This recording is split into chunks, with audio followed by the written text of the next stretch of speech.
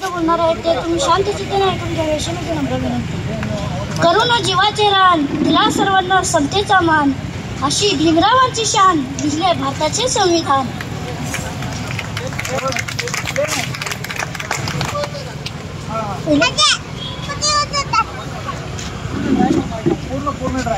Hello, जयंती महोत्सव समिती सर्व पदाधिकारी, कार्यक्रम आपला चालू आहे, पुढे यायचं आहे.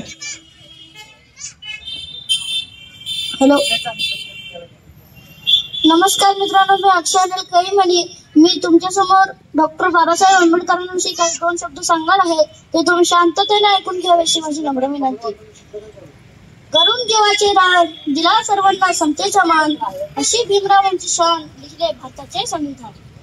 मित्रांनो, आज 14 एप्रिल भारतीय संविधानाचे शिल्पकार भारतरत्न डॉक्टर बाबासाहेब आंबेडकर यांची जयंती. त्यांचा जन्म 14 एप्रिल 1891 मध्ये मध्य प्रदेशातील महू गाव या ठिकाणी झाला. त्यांचे पूर्ण नाव भीमराव रामजी आंबेडकर असे होते. त्यांच्या वडिलांचे नाव रामजी व त्यांच्या आईचे नाव भीमाबाई असे होते.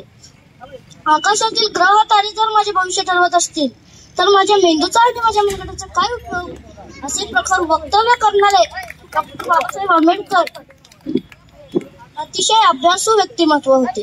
डॉक्टर बाबासाहेब आंबेडकरांना शालेय जीवनात अस्पृश्य म्हणून खूप त्रास सहन करावा लागला, पण ते डगमगले नाहीत.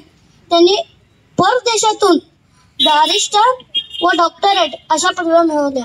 त्यांनी दलितांवर होणाऱ्या अन्यायाला वाचा फोडण्यासाठी चौदार तळे सत्याग्रह व काळाराम मंदिर सत्याग्रह केले. त्यांनी दलित, श्रमिक, शोषित, गोरगरीब आणि स्त्रिया यांच्या अंधकारमय जीवनाला प्रज्ञेचा संदेश दिला.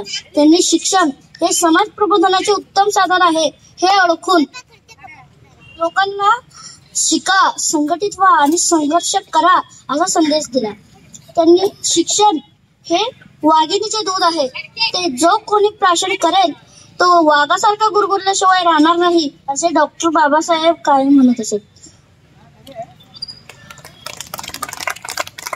डॉक्टर बाबासाहेब आंबेडकरांनी मूकनायक, बहिष्कृत भारत व समता यांसारखे वृत्तपत्र सुरू करून समाजाला जागृत केले. डॉक्टर बाबासाहेब आंबेडकर हे माणसाला माणूस पण मिळवून देणारे एक अलौकिक व्यक्तिमत्व होते.